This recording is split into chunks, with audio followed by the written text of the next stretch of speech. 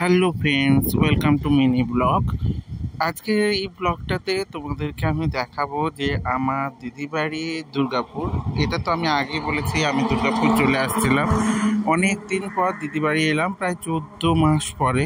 তো দিদিরা থাকে দুর্গাপুরের সিটি সেন্টার থেকে অনেকটাই ভিতরে, বিধাননগর নামক জায়গায়। তো ওখানে দেখো ফ্ল্যাট, অনেক পরিমাণে ফ্ল্যাট। আগেও তো প্রচুর পরিমাণে ফ্ল্যাট ছিল, কিন্তু এইবারে আসতে গিয়ে দেখলাম পুরোটাই ভর্তি হয়ে গেছে। তো এই পরিমাণ বাড়ি তৈরি হওয়ার পেছনে যে জায়গার সংকুলানের কম, সেটা বোঝাই যায়। তো এরকম ধরনের জায়গায় যদি বা দিদিরা আবার ভেতর দিকেই থাকে, একদম বাইরের দিকে জায়গা পায়নি, তো অনেকটা ভেতরে, তবে আবাসনে থাকে। তো আমি চলে যাচ্ছিলাম, যদি বা ওই দিন জামাইবাবু নিতে আসতে পারেনি, কারণ জামাইবাবুর ডিউটি ছিল। তো আমরা অটো করেই চলে যাচ্ছিলাম। তো প্রচুর পরিমাণে ক্লান্তি লাগছিল ওই অতটা পরিমাণে জার্নি।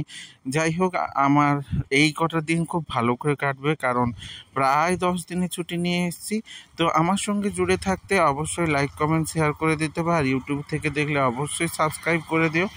আর যদি আমার পুরো ভিডিওগুলো এবং প্রত্যেকটা ভিডিও পেতে চাও, অবশ্যই বেল আইকনটা টিপে দিও।